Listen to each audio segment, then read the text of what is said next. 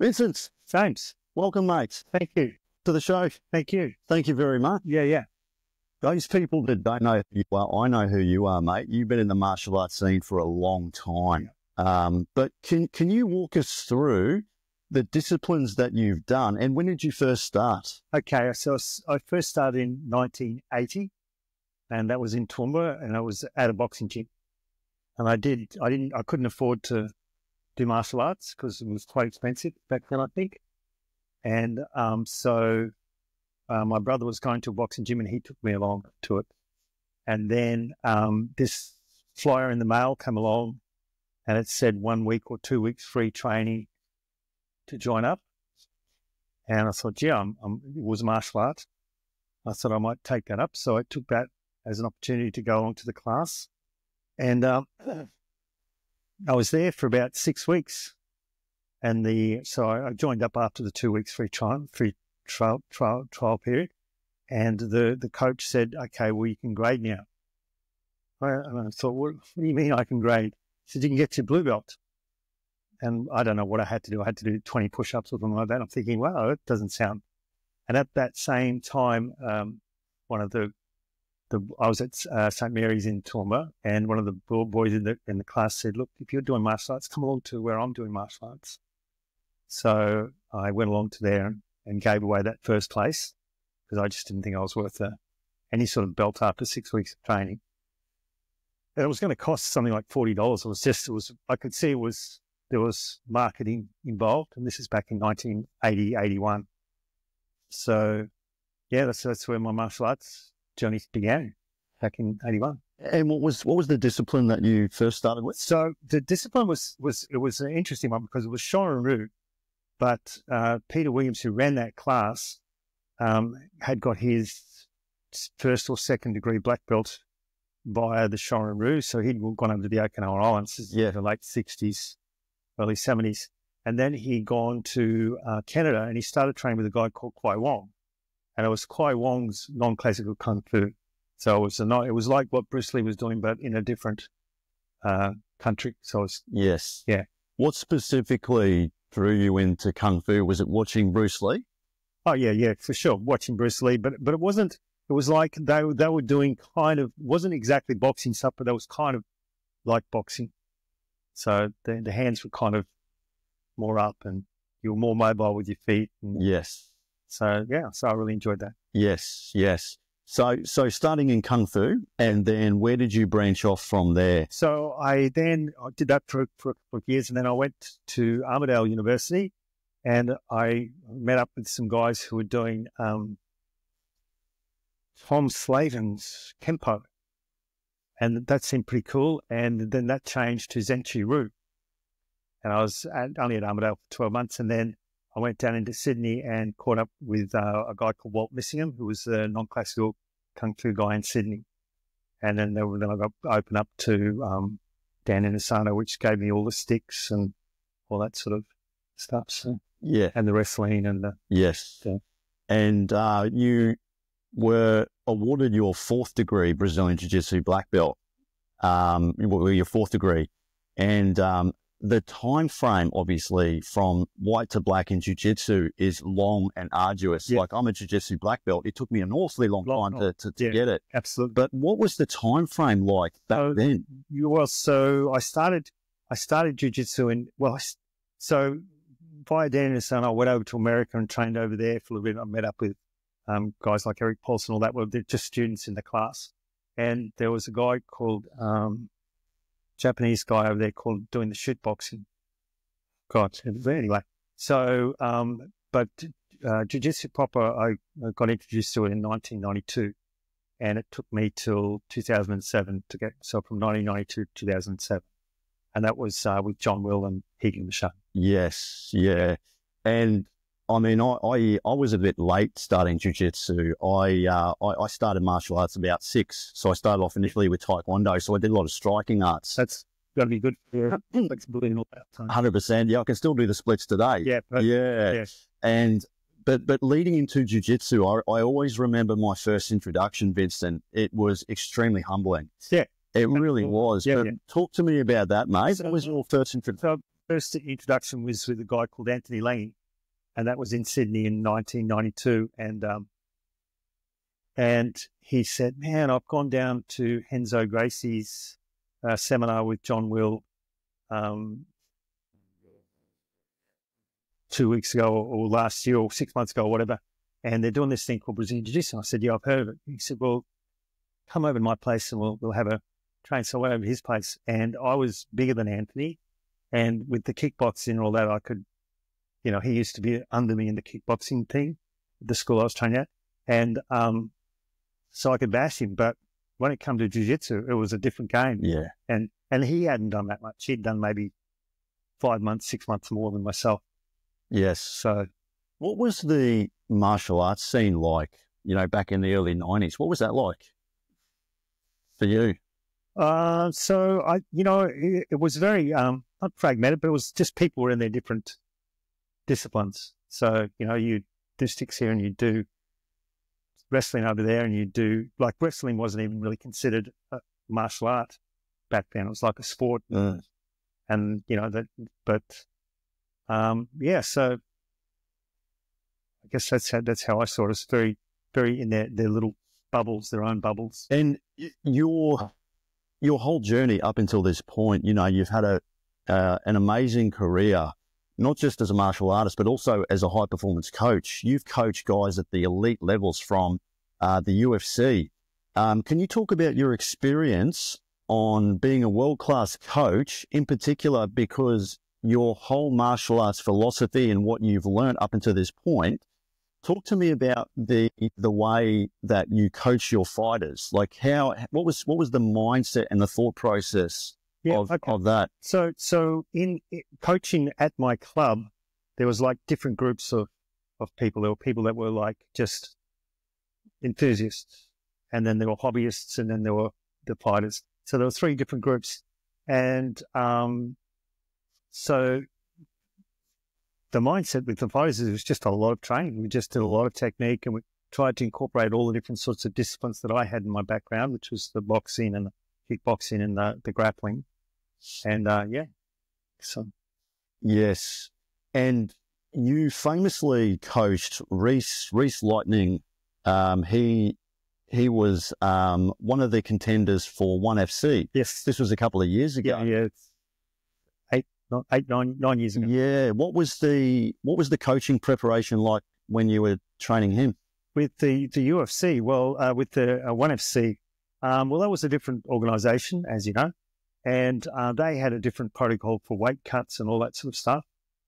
And they had it so that you could kick a ground opponent back. Oh, then. wow. Yeah, so when Reese fought Mark Stragel, he was kicked in the head on the ground a couple of times, and he won that fight, and he was the only competitor in one to have ever won a fight after being kicked in the head on the ground. So, you just got to train. You just got to put the time in. That's the... Yes. Yeah. What's been some of the most rewarding aspects of coaching? Because I'm a coach myself, and when I got my jiu-jitsu black belt, the focus became less about me and more about my student. Yeah. And that's how, and I think teaching is so rewarding, mate, because I've coached students. I had a particular student of mine who was a sexual assault survivor, and she must have been driving around the complex contemplating whether or not she wanted to come in. And she was nervous, she was apprehensive, she was timid, and I awarded her blue belt last year. Yeah. And so she'd been training me for about 5-6 years, and to me, mate, that was the most rewarding thing. But what about your experience? That's exactly it. Just students like that, like, especially the young guys that just, won't even look at you when they talk to you when they first come in, and then suddenly after a while they're starting to engage with you with the conversation, and they're looking at you, and that's definitely the most rewarding part of it's great training guys to fights and getting the accolades with that, but just the everyday person that comes in that makes changes to their life. Yeah, it's a gratifying feeling. Absolutely, it really is.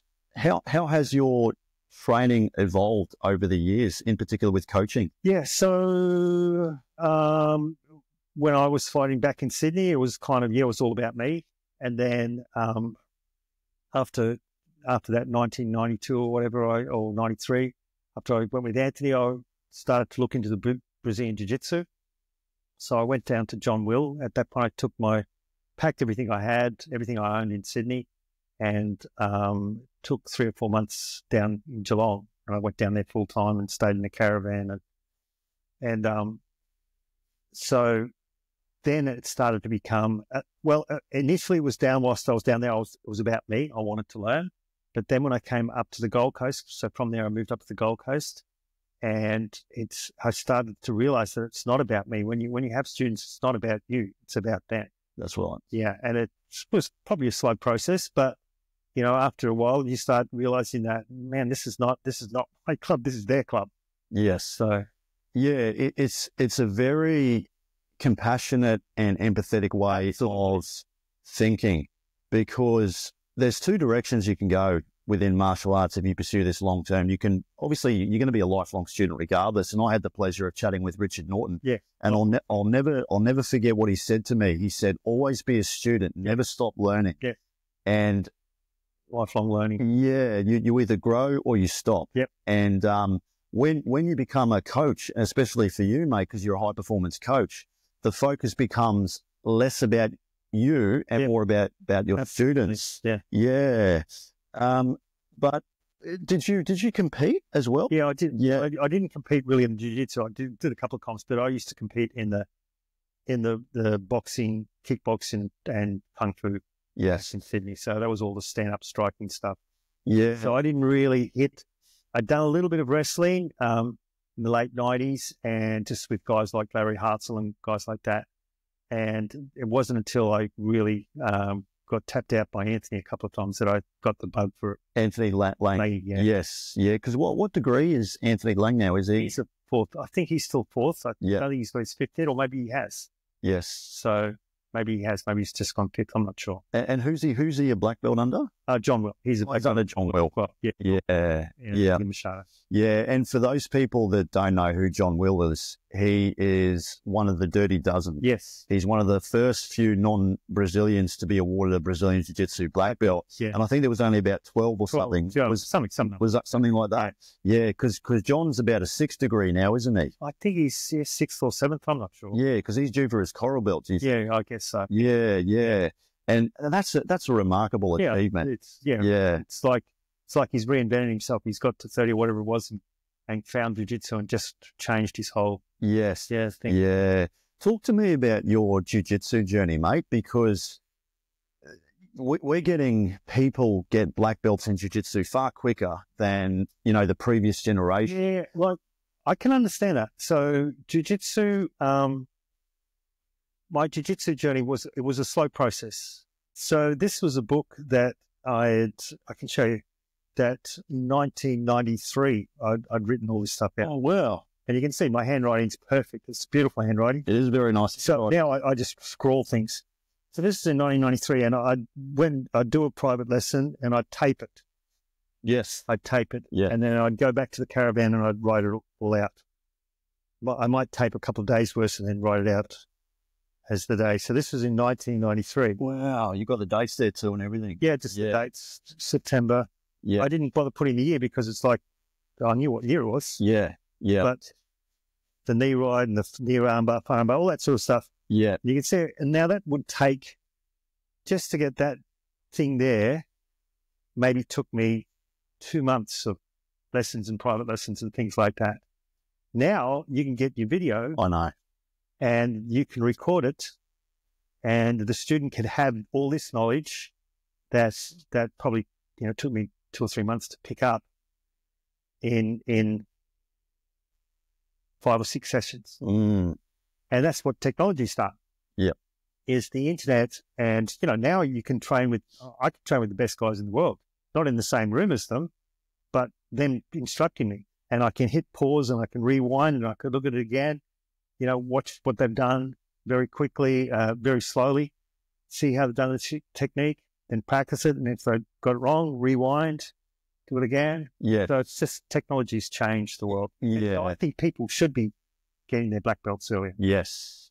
but definitely when I was there, it was 15 years. So. Yeah, and it all comes down to memory retention. It all comes down to how body intelligence. Yeah, body intelligence and muscle memory. And, some people are slower learners than others. Absolutely. But yeah, you're right. We're living in this generation now where everything is so accessible, like especially everything. Yeah, like BJJ fanatics, with especially with the rise of the leg lock game and what the guys are doing in the States with John Danaher.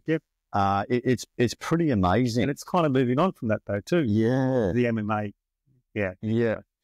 Do you feel that jiu-jitsu, because I think nowadays we saw it in the early UFC. So we got to see firsthand jiu-jitsu for what it is. It's a remarkable art where you got to see the little guy beat the big guy when Royce Gracie came into the UFC and he defeated Giant. Yeah. But now, see, everyone knows jiu-jitsu. Everyone's doing jiu-jitsu. They're doing other arts as well. They're incorporating judo. They're incorporating, boxing, Muay Thai, wrestling as well. The direction on where jiu-jitsu's gone, I feel that because I've always been a massive advocate for self-defense, I do feel that there is a little bit of a gateway that I think needs to be opened up again with regards to implementing core lessons for self-defense, because I've seen countless street fights on YouTube where people that are trained black belts, but then as soon as strikes are involved, it's a whole different game. Absolutely. Yeah, because what was the style of learning like back when you started? Because I can imagine it would have been very much Gracie orientated, very much self-defense focused. Is that correct? So John's coaches were Machado. So even though they were Gracie like cousins or whatever, they were Machado, and he's a pretty good coach, John. He sort of devised fairly nice, but the thing was, it was quite simple, the stuff we were learning. When you think, they were a basic guard pass, side control, knee ride. There weren't all these little half quarter mount or, quarter guard or whatever. There was all these set positions. It was like, I used to say to people when they come into the class, I'd say, look, just imagine you're playing a game of baseball and there's these bases that you can get to that are safe. That's what we're trying to do. Yes. We're trying to get you from this base. And with jiu-jitsu, it's like, this wasn't MMA, but this was the jiu-jitsu. Being in the guard wasn't necessarily a good place to be. So you'd pass the guard. You'd get into a safe position in side control. You'd probably upgrade that position by going to a knee ride. To see, or then you get the back control. So it was like these safe positions that you needed to learn.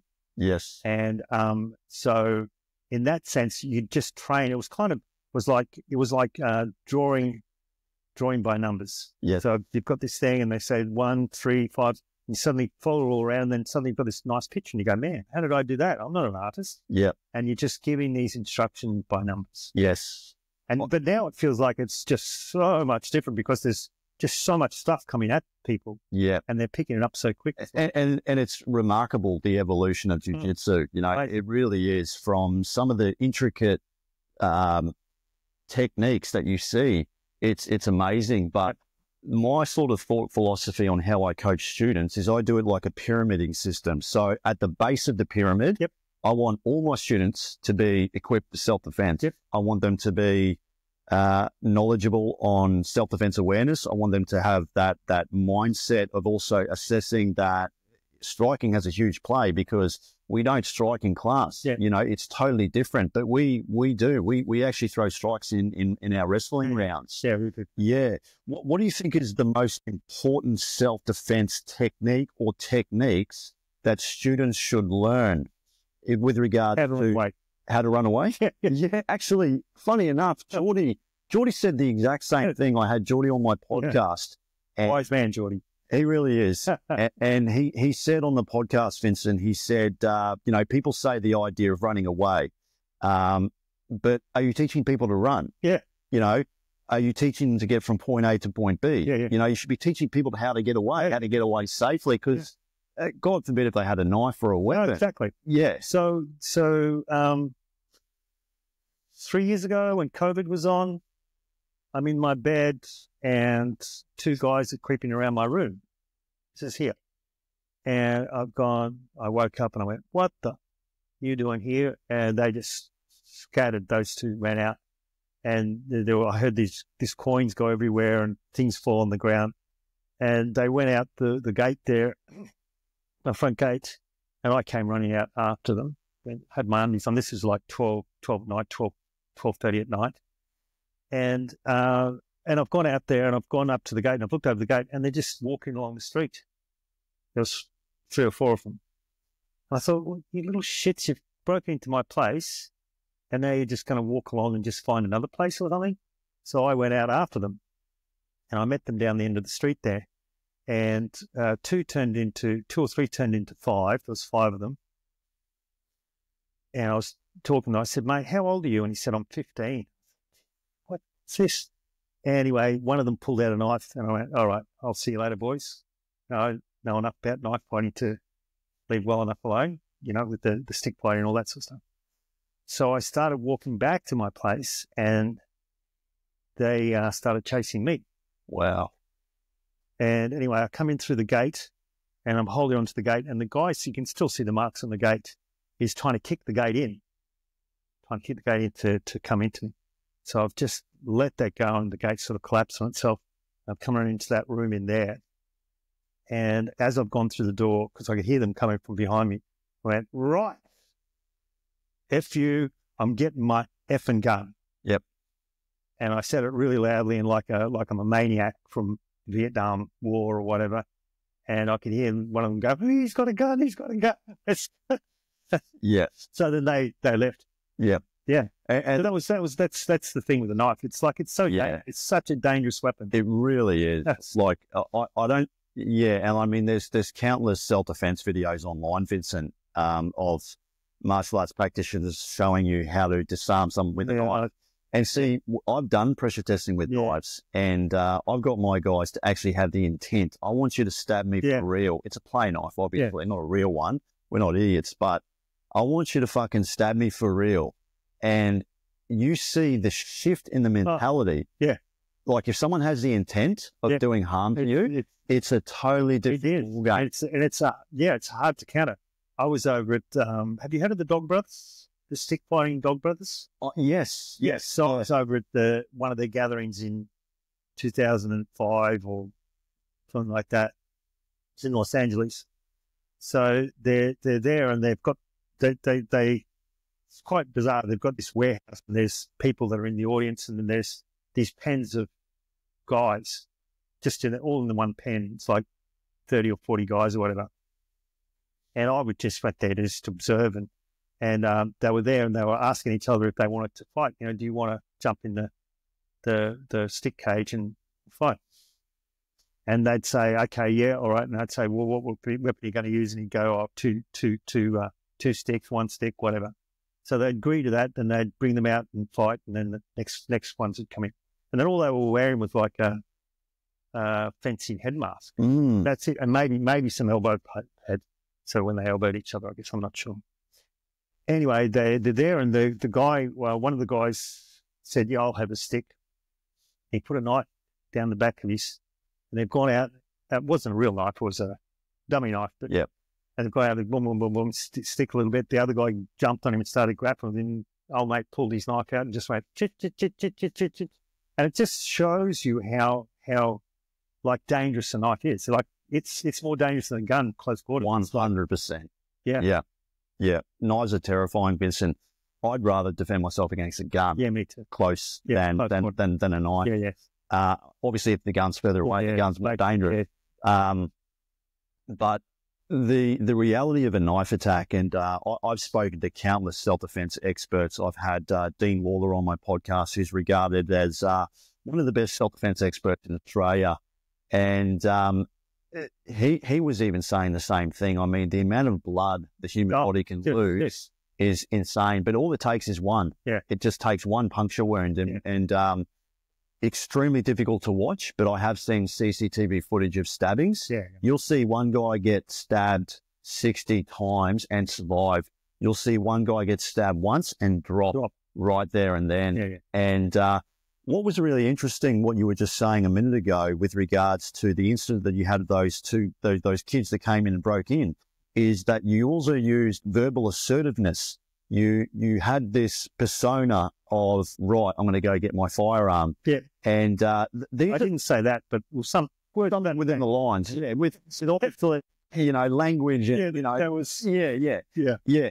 But see, that's interesting because a lot of martial arts schools don't teach this stuff. They don't teach the verbal cues. They don't teach you the pre-fight, the during, the post-fight, the adrenaline dump that you get, how to manage your emotions and stay calm. Yeah. Also, verbal jiu-jitsu, verbal judo, I call it. Geordie and I had a conversation about this. There are many things that you can do, especially if someone's in a nightclub causing a bit of problems with you. You can divert their attention. If they bump into you, say, "Oh, I apologize. Can I buy you a drink?" Yeah. That's self-defense. Yeah, absolutely. Someone says, "What the fuck is your problem?" Yeah. Make something up. Just say, because I saw this video from a gentleman at Eric Paulson's gym, and the same question was used. "What the fuck's your problem?" And he said, "Oh, my wife died last night. I'm going through a terrible divorce," and play around with their emotions a little bit. Yeah. Would you agree with that? Oh, 100%. So I used to work door down in Sydney. I was a nurse. I used to nurse down in Sydney. Yes. Nursing down in Sydney, and I worked door down there.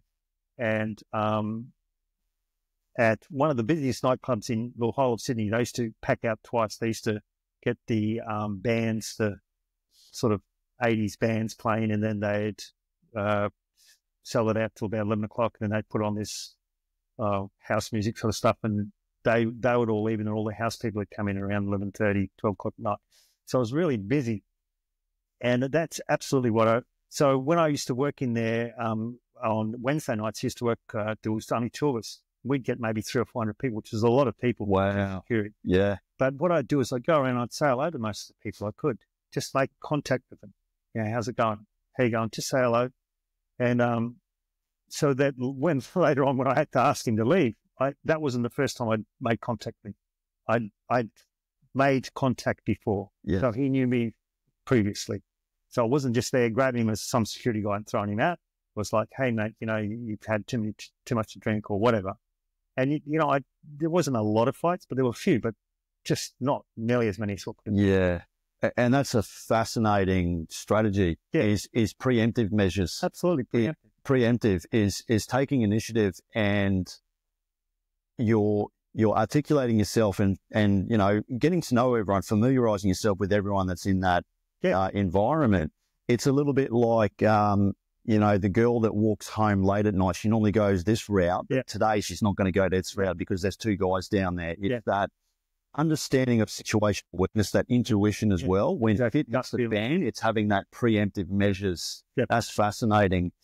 And what are some of the self-defense techniques that you implement into MMA? So you were talking about closed guard. So how do you integrate that? Yeah. So I don't, even with those guys, I don't get into fights anymore. I'm not around, I don't drink. I'm not around, I drink a little bit of wine, but I'm not around alcoholic venues. So in this country, if you're not in that sort of space, there's not really a lot of fights you kind of get into.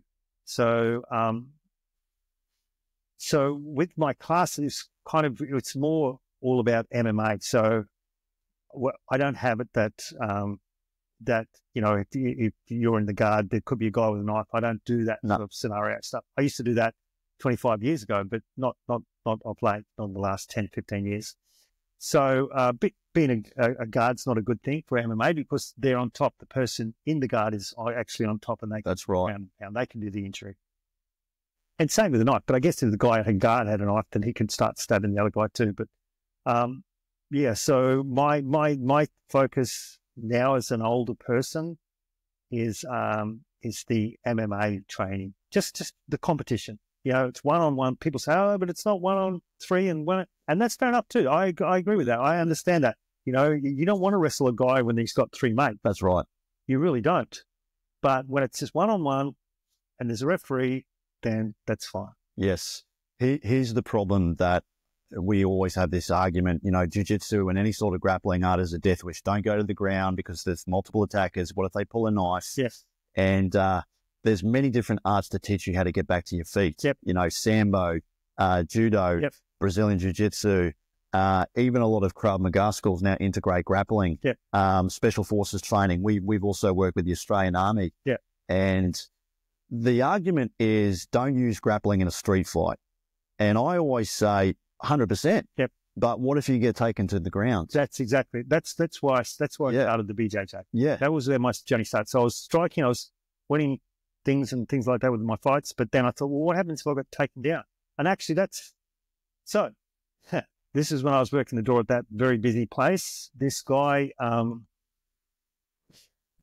was outside of the venue. I was on the front door. He was outside the venue and he's with his girlfriend and they're arguing. And I thought, hey, I don't want to be any part of this, And he's slapped her across the face. And they're not in the venue, but they're right there. They're standing right there. And I thought, I can't cover it. I said, come on, mate. And he's done the slap in such a way that he was going to back fist me. So I could see in hindsight that the slap wasn't a real slap on her. It was just a little tap so he could back fist me. And he's back fist me. I put my hands up and then he's tackled me. And I've gone down to the ground and I'm thinking, well, what am I going to do here now? Just a minute. Just let's stand back up. And that's when I thought, look, I've done some wrestling stuff, but I need to focus on the ground. Yeah. Not how do I get someone down to the ground? What happens if it goes? That's exactly the thing. Yeah. And there's so many different things that can go wrong in a street fight. It's one of the most scary experiences. And I've been in altercations before. I've had people come up and start fights and I think to myself, you have no idea the ramifications because there's been many incidences where martial artists have been in street fights. They've hit the guy's gone down, hit his head on the concrete, and dead. Manslaughter, jail. Dead. And they're not just martial artists, other people, just drunks have done it to each other. Yeah. Look at all the fatalities over the years with coward punches. Yeah. Danny Green bringing out the campaign with regards to the cow punch, and youngsters just have no clue of the ramifications and the deleterious effects. You can damage people. You really can, not just you, but also the families. Everyone has to deal with it. Yeah, I know. And as difficult as I find this to be, but it's almost like UFC now normalizes the punching, the big punches. You see the guys getting hit and they get hit again. And they seem to keep living. And guys think, oh, well, I can go out and do that out in the street. And I'm not going to kill anyone. Mate, it's not the punch that does it. It's the you head on the concrete that. Yeah. And you see these CCTV footage on YouTube, and I've seen street fights where people get knocked out. You see when they hit the head on the my God, the double hit. It's man. Yeah. You just think like, what in the world in someone's brain is thinking, I've got to knock this guy out. Unless it's a self-defense situation, your life's on the line. That's a different story. But people get drunk in them, and do you know what I mean? They're I don't know. There's inhibitions drop, and suddenly they start doing stuff that they wouldn't normally do. They're normally pretty peace-loving sort of guys, and then suddenly they're and you know what's interesting too, Vincent? Like I've been fighting over 30 years, and I speak to countless martial artists and like-minded people like yourself. Everyone says the same thing. The more they train, the less they want to get into a street fight because we know how scary it can be. We know how dangerous it can be. Absolutely. Yeah. That's what happened when I saw them down the end of the street. Yeah. I was happy to talk with them and verbalize with them. But as soon as one of them pulled out a knife, I thought, you know what? There you go. Yeah. And if I'd just been a jiu-jitsu player, would I have thought, I'll take that guy out? Do you know what I mean? It's like other martial arts that have paid reference to that. Although, like you say, there should be more self-defense stuff in jiu-jitsu as part of the knowledge of it. And I 100% agree with that. I think there's a time and a place for specific techniques for different scenarios. People always put shit on jiu-jitsu. Don't go to the ground against multiple attackers. Well, don't. What happens if you get taken to the ground? You'll need to know how to get back to your feet. What if you work in law enforcement? What if you're a corrections police officer? You have to paint a suspect. Jiu-jitsu come into play. For a bullying situation, a child can't hit another child in the playground. This is where jiu-jitsu come into play. You can take someone down, hold them down without throwing a single strike. Demoralize them. And there's a famous video of Matt Serra in Las Vegas. You know Matt Serra, a UFC fighter. He took an angry patron down he didn't throw a single strike. He's just holding him down, saying, calm down. And the guy was obviously drunk and intoxicated. But you watch and how he controlled the situation. He controlled it perfectly. It was amazing. Yeah. So with everything that you've done so far, what would you say are some of the most effective martial arts that you impress upon for mixed martial arts? Oh, yeah. Besides jiu-jitsu. Okay, so aside from jiu-jitsu, I would say wrestling. Yes. So basically, the basic makeup of one of my see, this is the thing. I mean, I'm old school UFC kind of now. I'm like what's coming through now, like Ilya Topuria. That's the next level. They're the next level. And then beyond him, there's going to be the Rotolos, and he's doing MMA. It's just amazing where those guys are going to. It is. They're such professionals. So, but the three things I would really say is, you've got to have some boxing, you've got to have some wrestling, and you've got to have some jiu-jitsu. And if you've got some kicks, that'd be nice. Yes. But do you know what I mean? That's the cream of the crop. But just, you got to have the boxing, you got to have the wrestling, you got to have the jiu-jitsu. Yes. What do you think of judo? Yeah, I love judo. It's amazing. So I had I've got a photo. No, I don't. So I'm at my club in Currumbin, and this was probably 1990. So that photo there was from Currumbin. Yes. So 1996, this old guy comes into I thought he was old, but he was probably 50, which is 12 years younger than me. So he came into my class and he sat there for a bit, hands on his. And I said, "How you going, Vincent?" And he said, "Yeah, nice to meet you." And he said, "You do Niwaza here?" And I knew what Niwaza was. So I said, "Oh, well, you're a judo player?" And he said, "Yeah, I've done a little bit of it." So he came in and he trained with us, and his name was Will Willimski, and you wouldn't have heard of him because that's just the way sport is, and that's the way it was back in the early days as well. Where I don't know who the Australian judo champion is. I don't know. So he was 10 times Australian judo champion back in the 70s. He was could have gone to 3 Olympics with Australia, but he didn't bother because judo wasn't as good enough level as what Australian judo was back in the Olympics. And he actually still had a guard. So he started training in 1961. Wow. And he still had a guard. Now, it was a very basic guard that he had, but he still worked his guard. He was 5th degree at that point, just because he'd let it all go.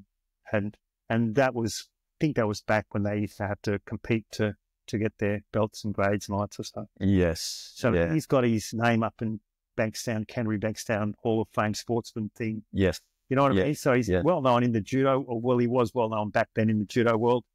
And so I love judo. It's great. It's really amazing. Yeah. Really good. Justin Flores, or whatever his name is. Have you seen his stuff with the judo? Anyway, he's Justin Flores. Yeah, J-Flo, I think he's called. Oh, J-Flo, yeah. Yes. Yeah. I call judo the art of throwing someone in the planet. Yeah, that's right. Yeah, exactly. Yeah. This is how you hit someone with a concrete pipe. Touching the concrete. Yeah.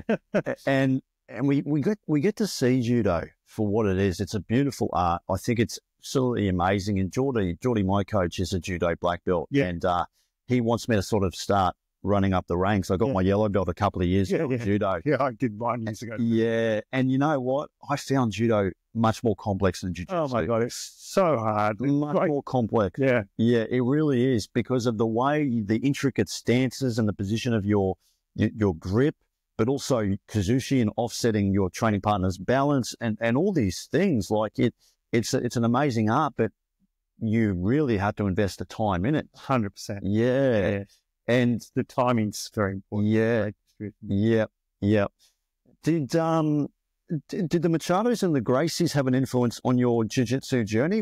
Did you hear about the Machados had an influence on my jiu-jitsu journey? Yeah. Sure. I went over to America, trained with at the Inosanto Academy, which is Dan Inosanto, and he's black belt under John Jack Machado. Yeah.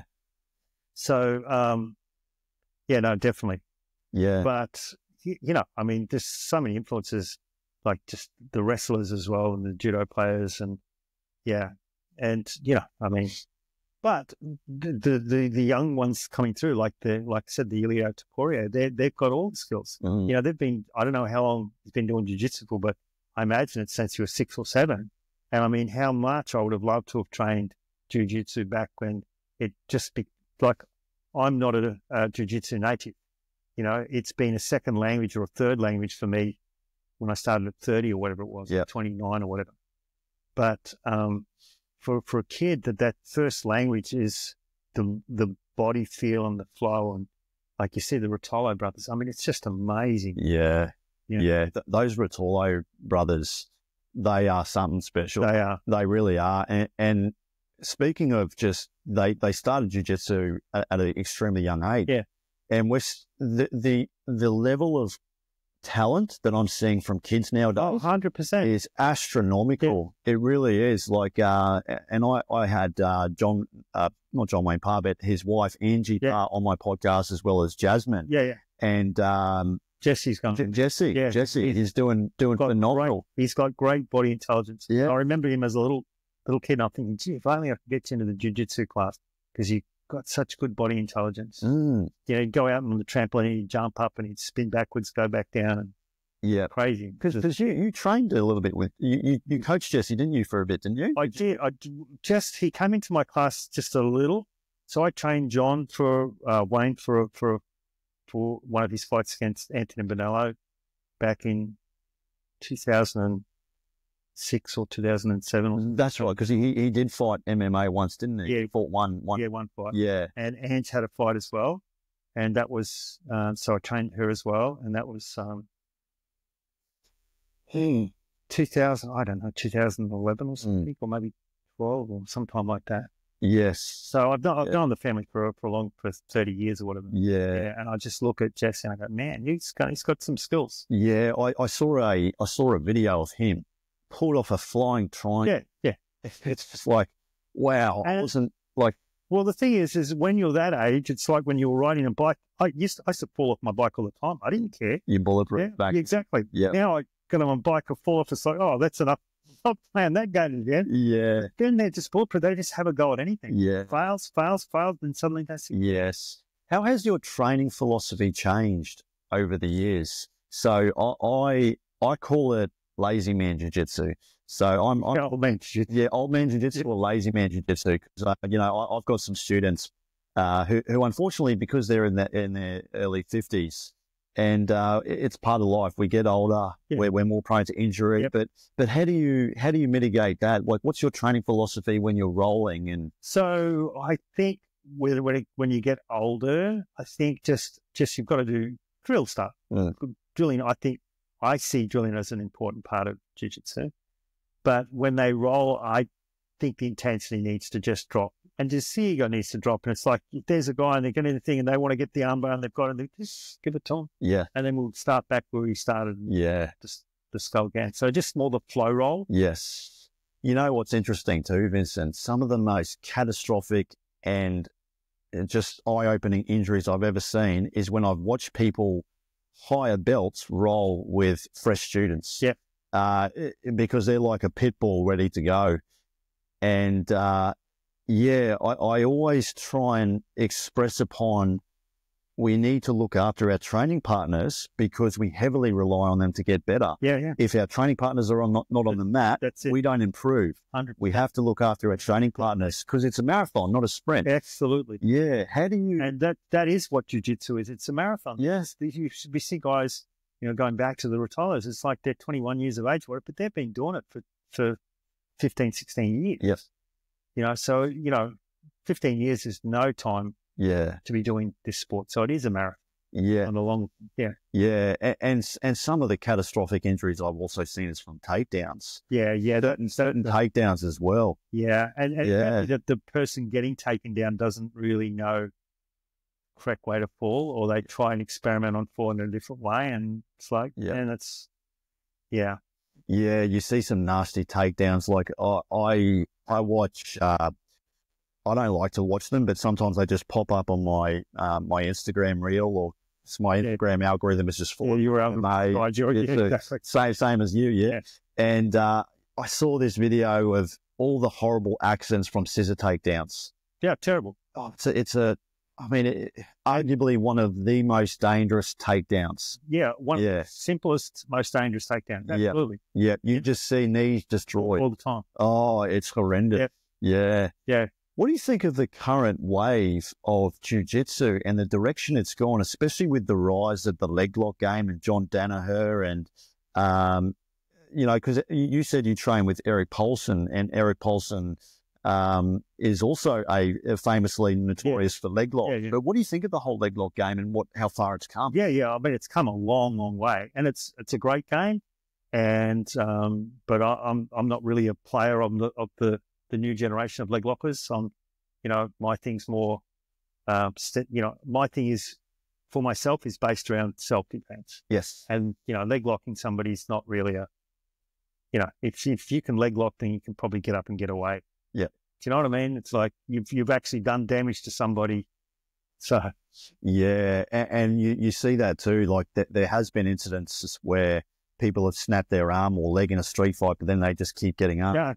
Yeah. And I talked with Gavin Hayne a while ago. So Gavin Hayne and I, a good mate of mine too, but he's a second-degree jiu-jitsu black belt under Daniel Lima. Yep. And Gavin and I were talking about leg locks. Would you use it in a street fight? And Gavin said, probably not, but if you're entangled in that situation and it's there, 100%.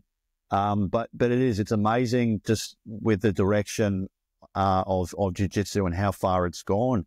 Where do you think it's going to go from here, Vincent? Like I see it expanding, because we see this in MMA. We saw jiu-jitsu winning, and then after people got a hold of jiu-jitsu and grappling, people started to dabble in it, and then wrestling, was really impressed upon, and ground and pound and using the cage.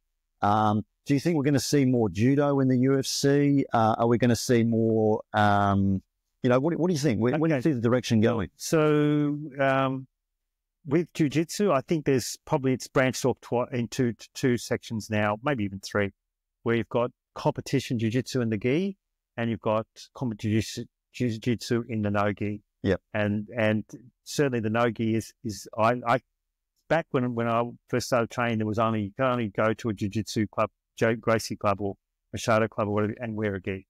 So you had to. And so the gi was, the part of it. But now there's the no-gi jiu-jitsu as well, and that's kind of heading, the Craig Jones and all that. Yep. They're just heading further and further away. It's just exploded. Yes. Yeah. For MMA, I mean, I remember I got a videotape of one of the first UFC, and that was probably about 6 months after it first started, so it was about mid-1994. And I was watching, and I said to the guy that was there with me, I said, you know what, these guys, they're winning now, but wait till people learn the defense. Mm-hmm. Wait till people learn the counter, and strikers are going to win. Yep. What happened was the Gracies were winning, and all the really strong jiu-jitsu guys were winning. Then suddenly the wrestler, the Randy Couture's and all that, and they were winning. And then of recent time, there's been like the Israel Adesanya's and all that with the striking. Yes. So it's been the guys that can counter the jiu-jitsu, you can counter the wrestling. Now you're going to strike them. Yeah. And now it's moved beyond that back to jiu-jitsu, where you got guys like Ilia Topuria that can punch the hell out of it, but he can take you down and submit you. Yeah. Yeah. It's an interesting point you made there too. Yeah. Because we saw this whole evolution of jiu-jitsu, and, he was winning back in the early 90s when Hoist Gracie dominated the scene. Absolutely. And then you had a lot of guys coming out from the woodwork like Dan Severin. Yeah. The wrestlers. The wrestlers. Jim, Matt Kerr. What was his name? Mark Kerr. Yeah. Coleman. And yes. All those guys. Yeah. And wrestling too. Wrestling is an amazing art. It is such an amazing art. Yeah. Geordie always impressive on wrestling. And he has Olympic level wrestlers. Yeah. They are fucking hard work. Yeah. They really are. Like, I am exhausted when I'm rolling with some of his high level wrestlers. Yeah. They are hard work. Well, you saw that Marab, what's his name, Dijafili or whatever it is, that fought Uman, the brother or cousin of Khabib. Islam Makachev? No, not Umar. Oh, sorry. Yes. Yeah. And Marab was like you could see, he was so conditioned. He basically won it on his conditioning. The first 2 rounds were Umar's, but then round 3, 4, and 5, it was like he was just so conditioned. He was throwing him this way, throwing him that way, just ragdolling. Yes. And that comes from his wrestling or whatever background it is, sambo or whatever it is, but that really impressive grappling background. Yes, yeah. And you mentioned Craig Jones and the evolution of jiu-jitsu on how it's gone. And as a spectator, watching CJI last year, holy shit, it was exciting. It was brilliant. Yeah, really good. It was really exciting, and the way he staged that, he did it like a karate combat, where they have the walls, and it stops the match going out of bounds, because when you watch a jiu-jitsu match, they roll off the mat and they have to reset them and then get them into the right position and things like that. If you get rolled into the corner, that's bad for you. Well, yeah. Well, it was. Oh, now with that, with the alleyway, it was. But now I've seen guys that are actually practicing how to use so that you're there and you've got to say overhook, and you get pushed up against it. You jump up, climb up, and jump around. Yes. So you can use it for that instance. Yes. Yes. So they're really I mean, just as new things come along, there's new technologies. They feed it. Yeah, I meant like if you get taken up, like if you're on your back and pinned. Oh yes, on the side, like you're like walls like this, and you're pinned here. Yes. Yeah. And even worse than that is the guys like Israel that know how to use the cage to stay standing. They can't use that because they're on a lean, and that just means their feet come out from under them. Yeah. So they can't use an actual vertical wall, because it's an inclined wall. So brilliant. It was really well done. Did you watch CJI? Yeah. It was spectacular. Yeah. I think there's no going backwards now. I really do think that, and what's remarkable is people are starting to have a career in this. There's a lot of money to be made. There's money to be made, which is amazing. Well, that's the other big thing. I mean, there was no money to be made in fighting back in the 80s. There was nothing. There was like, and even people coming into that you train with, it was like people had this desire to train in martial arts. That's what they wanted to do. Whereas now, you get guys that think, oh, gee, I think I'll be a millionaire. They're 12 years of age and think, I think I'm going to be a millionaire, like whoever that guy is over there. And they'll come along to the class, and it's like their motivation is different. They're still very motivated, but it's like a different kind of motivation. It's a different reason for them being there. Yes. There is so much money in it. Yeah, there really is. Like I look at all different directions on the way martial arts has gone. You've got BJJ Fanatics, where people can purchase online DVDs. Yes, that's right. And you get the world-class instructor in your home that you can pause. You can say, hold on, just stop there. You can rewind them. Yep. You can go back over the technique. Yep.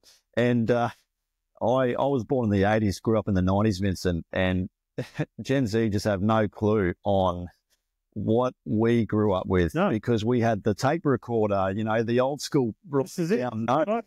You'd have to look over and go, now, what did I mean by that? Now, what did I actually mean by that? So, you... Yeah, you do. You're taking notes, but now you have it on your phone. You have an app which you can download. Yep. And exactly. An app. And they'll give you, so don't even worry about doing the 5 minutes of the thing. You've got these things now where it's 15 seconds. Yeah. This top or whatever, that they look at it and go, oh yeah, that's right. Yeah, that's oh yeah, okay. Yeah, it is. And they're able to decipher it as well. They're able to see that in that 15 seconds, they can see all the important pieces, where this hand is, where that hand is, where that foot is, where that foot is. Yes.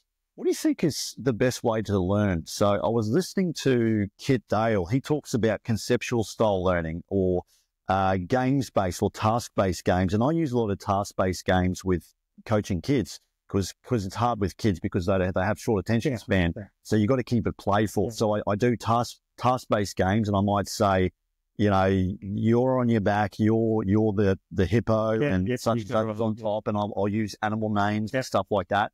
Task-based games, but I also think that's quite excellent for also for adult classes to sort of mixing it up a little bit. And, you know, like in the whole stuff where what I'll do is I'll get, like if we're working on escapes from headlock, Kesikatami, I'll say, I'll get a line on the side and I'll say, okay, can I get 5 people on their backs?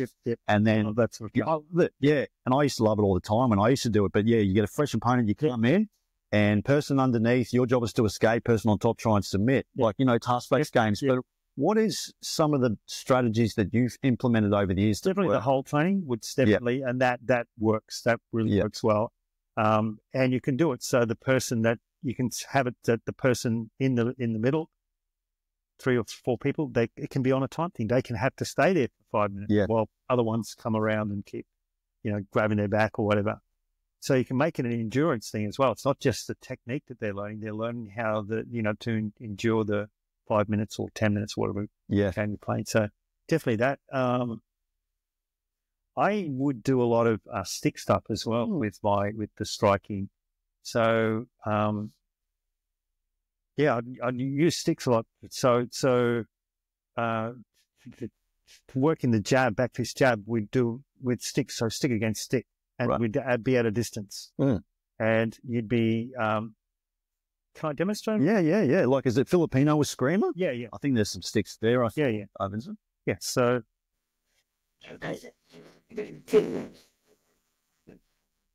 just here. So I don't know if the camera can get this up or not. So we're here like this. It's down, I think. Right. So we're just on our. Imagine we're standing. Yeah. So your left foot forward, right foot forward. Sorry, right foot forward. Yep. And what we do is you move back a little bit more. I'll move back a little bit more. And we're here, and we're actually striking, but we're pulling it back. So it's like we're working a strike, and then you go 1, 2, 1, 2, then go 1, 2, 3, 1, 2, 3, and 4, 5. Big punch with the tricep, isn't it? Yeah. And 4. 1, 2, 3, 4. 1, 2, 3, 4. 3, 2, 2, and 2, 1, 1. Now what we've done is we've done 25 jabs high and 25 jabs low. So that's 50 jabs. Wow. That 1, 2, 3, 4, 5, 4, 3, 2, 1. So we've done 50 jabs. Now we're going to do that 20 times. How many jabs is that? Oh, I'm not. 1,000. Wow. So there, we've done 1,000 jabs, and we're playing. We're using our feet, using the stick and the footwork, and it's So I guess that's play based, isn't it, in a way? Yes. Yeah. Interesting way, and that sounds like fun. Like that is fun. That is fun. It is there. No. Yeah. Because we've taken away the body contact with the stick. Yeah. I think that's one thing that I've learned over the years too, Vincent, and I've done all sorts of martial arts, and I love the whole aspect of bowing and respect, things like that. But you don't see a lot of that in jiu-jitsu. Geordie does. Yeah. But see, people, you know, can look at martial arts in many different ways. They want to learn how to fight. They want to learn to compete. The respect's going to be there regardless, but I always impress upon keeping the classes fun. Yep. Making sure they're engaged, making sure they're fun, exciting, something new, different things. Yep.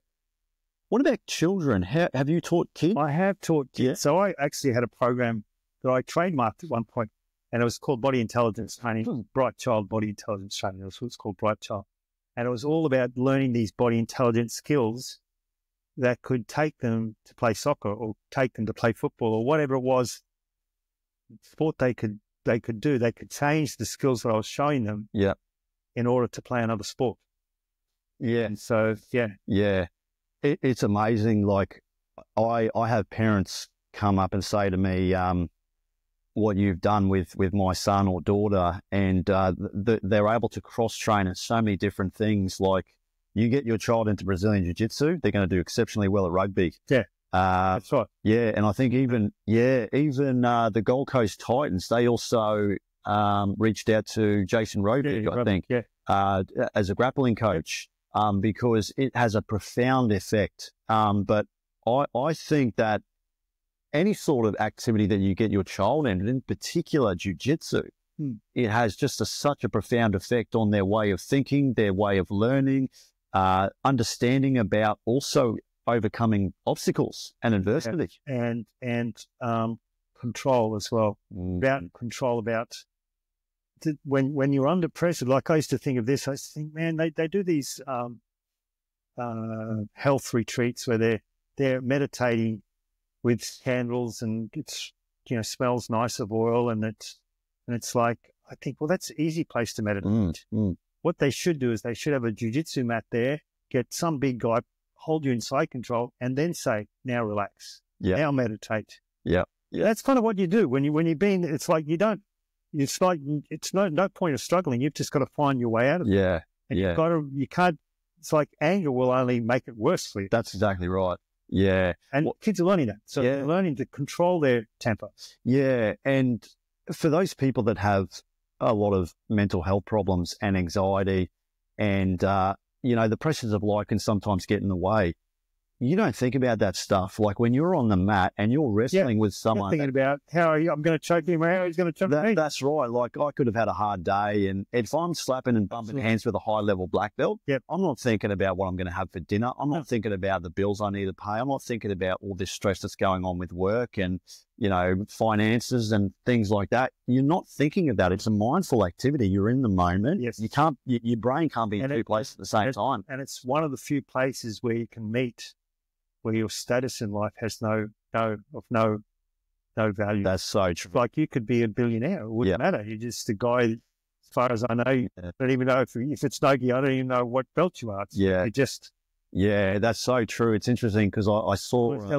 egalitarian thing you can do. I saw a video of Tom Hardy, actor Tom Hardy, competing in a local jiu-jitsu comp. He won it. And it's interesting when you watch that. I'm sure the individual's name or whoever the competitor was that competed against him, I'm competing against Tom Hardy. He would have obviously been gobsmacked, but at the same time, he's a high-level A-list celebrity and actor, but that doesn't matter. And you mentioned a good point there about status and what your achievements are. What color your skin is, it doesn't matter. Male, female, it just doesn't matter. You're a person there. And so long as you've got respect within the club, you know, they're not trying to brutalize each other. They're trying to better each other. Yeah, that's exactly right. And I listened to Guy Ritchie a long time ago. So he was training at Hickson's club in Santa Monica. So I went training at that club in 2000 when Guy was there training, not in his actual class, but he was there. So 2006 or something. That's right. Yeah, because he got his jiu-jitsu black belt under Henzo, I think. Oh, did he? I think so. Yeah, Henzo awarded him his jiu-jitsu black belt, I think 2015 or something. Yeah. But he was talking about jiu-jitsu on Joe Rogan. He was on there a few years ago, and he goes to all sorts of gyms and trains, and people just regard him as just an everybody person. Yeah. So with you're retired now. You've occasionally you'll go in and teach. So here in 2 nights a week I teach. I teach for 2 hours down at Adrian's class at Tweed, and for 2 hours on Monday night, 2 hours on Tuesday night at Dylan's class. And Adrian's class is it's more older guys, so it's, you know, it's still MMA and BJJ, but it's for an older group of guys and then Dylan's is all with the fighters. So it's an MMA fighting club. Yeah. So it addresses kind of two sides of my thinking with it, and it's a lot of fun. Yeah. And what was the decision to sort of take a step back and just so many things. I mean, COVID was a big factor. You know, when it hit, I couldn't do anything more than walk within 5 kilometers of this place. Yes. Fortunately, we live in paradise, so I could go down to the beach or whatever. But, you know, and it was like they kept saying things like essential services. So people that could keep working were essential services. So that meant that everything else was non-essential.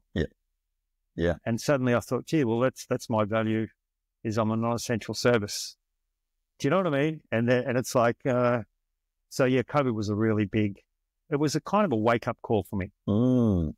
It's interesting. That was a difficult time for everybody. Yeah. You know, the idea of being locked away in your home and just being isolated. And not only that too, Vincent, mental health went through the roof. Terrible. It was terrible, you know, because people heavily rely on community. And alcohol consumption. Yep. Yeah. And it was hard. It was difficult because you develop relationships with people on the mat. You know, I've had some amazing people in martial arts and all sorts of people and everyone's so friendly, but also it's that community, it's that camaraderie. And it was a difficult time, mate. It really was. Yeah. And people that are itching to train, you know, the idea of not being able to train and socialize was just a different world. We never experienced anything like that before. No. Yeah. Not in my generation or the generation before. No. Before that either. Yeah. And so you coached Reese. Yes. And you've also coached some other fighters for the UFC. Andrews, Dylan Andrews and Benny Alloway. That's right. And they both fought in the UFC. Yeah. Was that right? Yeah. Both fought at the same time. Wow. So I think I was the first coach to get two guys fighting at the same UFC in the same show. In Australia and New Zealand, New Zealand. Wow, that's amazing. So that was in Indianapolis in 2013. Right. And the guy who got the first guy in the UFC was Anthony Lee. Yep. Who I trained with back in. Did he fight in the UFC? No, he coached. Oh, sorry. Elvis Yeah. So Elvis was the first guy in there, and then I was the first to coach two. And I think Adrian Pang, there's a photo of Adrian Pang. Yeah. Was the guy that got three guys. Yeah. 1, 2, and 3. And it was like, it was probably maybe, I don't know when Anthony's was, but anyway, there might have been 5 or 6 years between getting one in and then two in, and then probably 3 years before there was three. So now there's 8 or 9 fighting tomorrow, I think. Yeah. Who we got in tomorrow? Tommy Nolan, which I trained. Yes, yeah. I'm trying to think of the top of my head. Yeah. There's Jack Jenkins. Yep. Crute. Yep. What's his name? Oh, Jimmy Crute. Yep. So there's a bunch of Kobe Thickness. Mm-hmm. He's fighting Ilya's brother. Yep. So there's 8 or 9 guys in. And we've New Zealanders as well. Yeah. And we've got some talented MMA athletes. I have such the highest respect for MMA athletes, and it's amazing that we have produced such remarkable, athletes. Yeah. And not only that too, I think people forget that we have some world-class coaches here. We've got yourself, we've got my coach Geordie, Daniel Lima as well, down in Miami. You've got Jason Robig, who's under Hickson Gracie, if I remember. We've got some fantastic coaches. And what do you think separates from a good coach to a great coach? I don't know. I often think that if I think a good coach can become a great coach. You know what I mean? It's like, I think that if the right person walks into your gym, and it's like this person is going to be a UFC world champion. Now, whichever gym he walks into, he's going to become a UFC world champion. Yep. It's just that he comes into your gym and then you start training him, and then suddenly he progresses. So as a coach, you have to progress, and you've got to become a little, not even more knowledgeable, but just a more understanding of the scene. Yep. And then he progresses more, and then you've got to, so they keep you in check. So in other words, I remember thinking, one of the other guys I trained, Joanne, I coached him for 50 fights or something like that. He fought kickboxing, boxing, Thai boxing, and boxing. Did I say that? Well, yeah, Thai. Yeah. Anyway, and he fought an MMA fight. So I coached him for nearly 50 fights, and I used to think, you know what? I'd rather be a coach as far as coaching goes, to coach one guy for 50 fights than 50 guys for one fight. Now, 50 guys for one fight, that's great. That's good. As a coach, that's a good thing as well. But the only thing is, you get them to one fight, then they leave. Yes. The next person comes along. So you kind of become a one-fight coach. But when they fight, like with John, you fight 50 fights, that at that level, they're starting to really, they're really pushing you to become a better coach. Yes. So, yeah. And I learn so much from my students. I really do.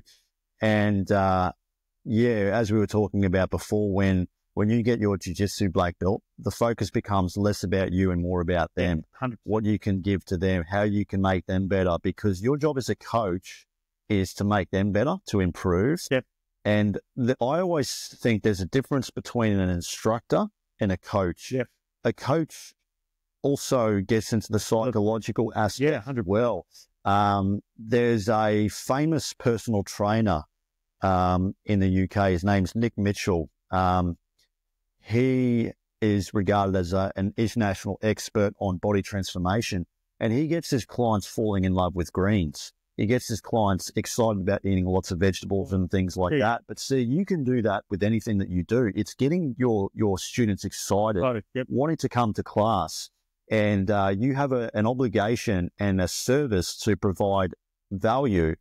But I always say going that extra step further makes a huge difference. One of my students, she rolled her ankle, and it wasn't just forgotten about. I messaged her a few days later and say, how's your ankle going? Yep. She couldn't wait to get back to class because there's that care factor there. So, do you think sometimes that lacks a little bit? Yeah, it does. And there was this old saying, I remember doing this coaching thing back in the 80s, and it said, people have got to know that you care before they care what you know. I haven't heard that. People have got to know that you care before they care what you know. Yeah, I like that. There was one of the old adages, back in the day. So they have to know that you care before they care what you know. And that's kind of something that's stuck with me with coaching. Yeah, that's a very profound way of thinking. Yeah, no, I like that. Yeah. It's a great quote. Nice. I like it. Yeah. It wasn't mine. No. I stole it. No. Take mine. No, I'm sure you've got some great quotes as well. Yeah. How do you think you're going to go with just with the way that everything's going right now, and with the direction of the UFC and MMA? Do you think you'll still want to be a part of the MMA scene? Yeah, so I'm still in part of Dylan's club and his fighters and all that. But look, the thing with MMA, and it's like, why did the lead guitar become so famous? Yep. The saxophone used to be really famous. Back in the 40s and 50s, the saxophone was the lead instrument. Suddenly, the electrification came along, and they had it so that a guitar could be amplified. Yeah. That was basically in 1950 that happened. And 55, there's a guy playing this electric guitar amplification, which is really the heart and soul of rock music. Yes. The drums and the guitar. And so it's just technology. And what's happening with the MMA, it's just incredible. It's technology. And it's almost like, say, Alex Volkanovski, I think he started when he was after playing rugby, but he played wrestling a little bit when he was younger. Yes. But he sort of got into, I think, as he's 19 or 20-year-old into MMA, or 21-year-old. And he's made to the top. But it's like, I think we're going to see less and less of that. I think we're going to see people that, unless they've been training since they were 5 or 6. So you've got this generation of the Rotolo brothers. How are they going? They've just got so many more years. It's much, but it's like, it's their first language. It's like fighting is their first language. Yeah. It's not their second language, and it's not, they don't have to, I would always think in terms of stand up, and then I'd transfer that down to the ground. And so, I mean, it's definitely not my first language. Yes. But movement for stand up was. And, so I think MMA it's just going to keep getting better and better and better. And people are going to start younger, and they're going to be introducing more things into the game. And it's crazy. Yeah. Start them young is definitely the way to go. And, I see some huge talent and opportunity out of Australia. We're seeing that in the jiu-jitsu scene with Craig Jones, Lachlan Giles. you know, we've got some world-class coaches as well. Definitely. You know, and Jesse Parr, you know, I think he's going to be an upcoming. I think he's also working with his dad, his mum, Muay Thai MMA. So I think he's going to be up and coming as well. He's an example of one of the young, you know, he's a young kid. Well, he was, I don't know when he started with, but he's been Wayne and Angie's kid for forever. You know, I mean, it's like he's basically had that culture in his life. Yeah. And that's the thing that I think is going to be happening now with MMA. It's almost like they're going to start, and I don't know what it is. I don't think I really care that much whether it's starting jiu-jitsu or boxing or whatever it was, but they've started young and they've got this knowledge. And by the time they're 16, 17, 18, they're not worried about how to pass a guard. Yeah. They're thinking about how they're going to armbar off this position. Yeah.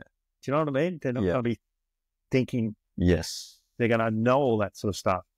I spoke to Damian Brown, UFC veteran Damian Brown. I had him on my show, and he said, this really stuck with me, what he said, martial arts is the last line of defense.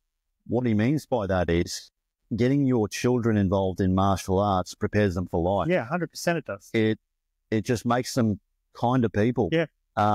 You know, God forbid if I had a son or a daughter that was bullying another child, I would just be very annoyed. But I know from firsthand the people that I speak to and people that are trained, you know, they're better people for it. 100%. What do you think's lacking in the world today with this generation of kids? Well, the thing is, it's, again, technology. I mean, we've got it so, you know, even I get on the phone now and I'm scrolling through and I'm seeing this thing and I'll look at it and it goes for more than 30 seconds. I'll scroll on, you know, it's like we've got this almost, I don't know what they call it, but like a retention thing.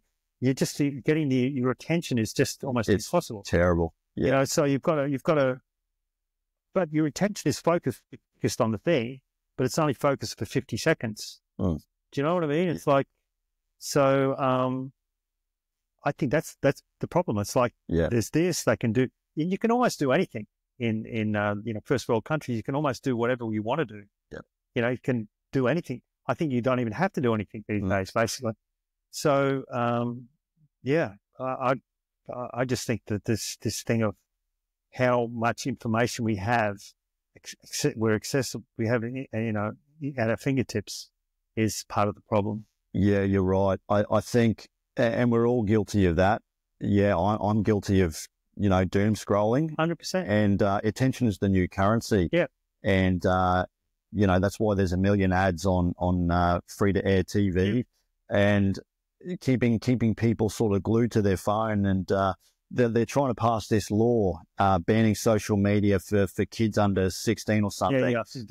In my opinion, I don't think it's a bad idea. Yeah. I think it's great because I think kids nowadays, they need direction, they need guidance.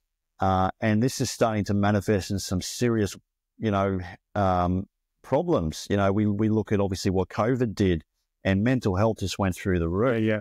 And kids nowadays are having trouble paying attention. They've got TikTok brain. Yep. You know, well, they can pay attention, but they're only going to pay attention for 10 seconds. That's right. You know, they're really fully intended, and then it's like, okay, yes, it's like there's just it's almost like this is the thing with jiu-jitsu. It's a marathon, not a race. That's right. And you know, it's not, you know, how do you do this, and this? No, do this first and then that. Yeah. And you can get, I mean, any sort of activity that a child does. But see, the thing I love about martial arts is it gives you all the skills you need to learn for life. Yeah. Teaches you respect, humility, being graceful in defeat. It teaches you physical fitness and looking after your body, your spirituality, respecting your elders. There's so many different things. And if you think about it from a sales perspective, you know, everything that we do in life revolves around sales to some degree. You know, it's being able to talk to people. Yep. And that's what I mean, I think. And Damien touched on it. You know, the last line of defense is martial arts. It's having that self-control. I was chatting to Shane. So Shane's the owner of the karate academy where I teach at. And he was saying, one of my students, he was just having a chat. Last name? Shane McMahon. Yeah, so Shane's a karate practitioner who's been involved in the karate scene for a long time. But he was having a chat to one of the fathers of one of my students who does jiu-jitsu, and he got into a bit of an argument with his younger brother. He didn't actually punch his brother. Right. He wanted to, but he didn't. He had that self-control. But what he did, he punched the wall instead. Oh. So at least he didn't hit his brother. But see, he had that self-control. Yes. And what's really remarkable about that, yes, he broke his hand. He's going to know not to do that again. Yeah. But see, this is what's lacking in the world today. I think it's self-control, respect. People are too quick to jump online and bash people and say these mean and horrible things. No. This is the thing that's lacking. But, you know, as a devil's advocate, not that I want to be, but it's like maybe that is the new normal for humanity. True. I mean, you see Musk and he's TikTok, or what is he, tweet Xing at 200 X's a night or something. Yep. You know, he's off on this, he's off on that, and he's over there, and he's over.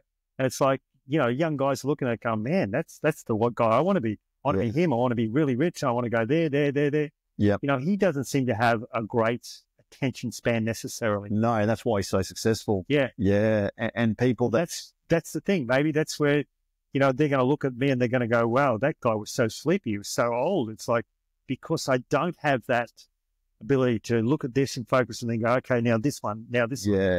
Yeah. And I agree from a business aspect. And because, as I mentioned, attention is the new currency. I think it's amazing, and people are doubling down and working harder than ever.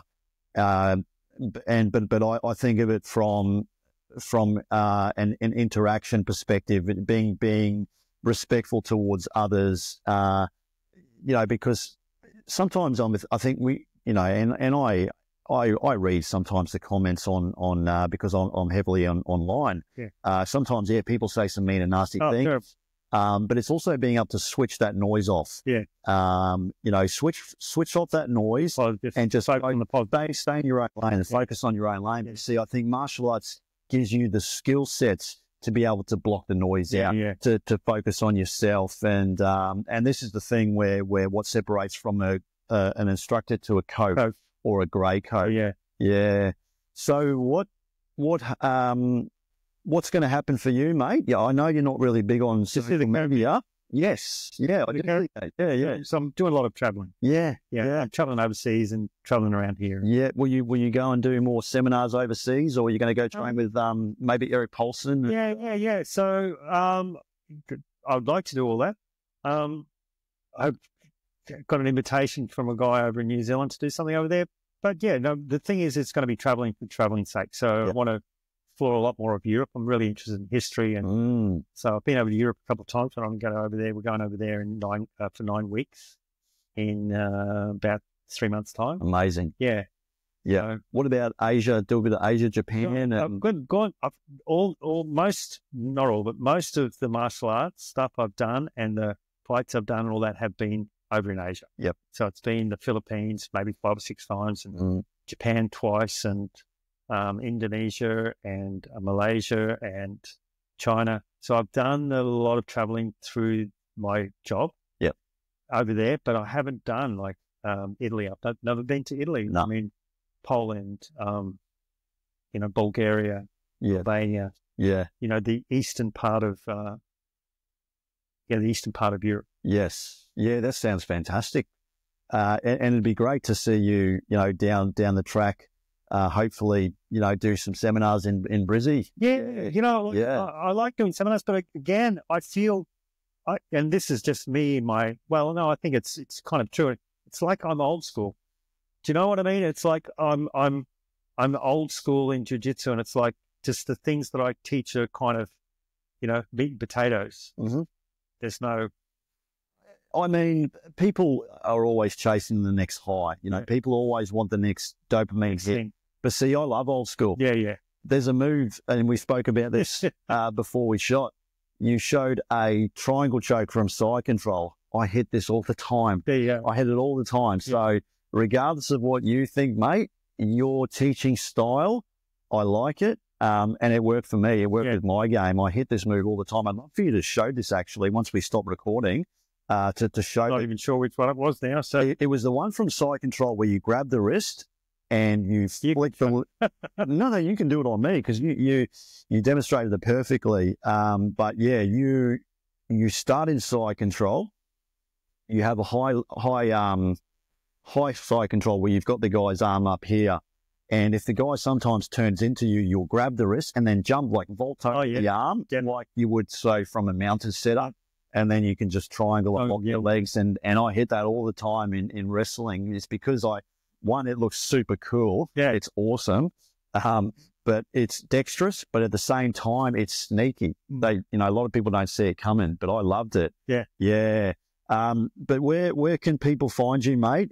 As I said, you're not too big on the socials, but you're still training down a little bit at Tweed. Yeah, at Puma. Puma Tweed. Yeah. And up at DTV, Dylan the Villain, it's DTV Gym up at Labrador. Right. Tuesday nights. Right. And hopefully we'll see you down in Brisbane, mate. Yeah. We'd love to have you down there. And, I have a goal of mine to bring in all sorts of martial arts experts and just learn. And we're trying to get Robert Drysdale down here because I had him on the podcast. Yep. And I'd love to get Eli Knight down here as well. But anybody, I learned so much from just anybody, so it'd be fantastic to get you down and show some stuff to my guys. Thanks. Yeah. Awesome, Vincent. Thank you. Mate, awesome. Thank you very much for jumping on.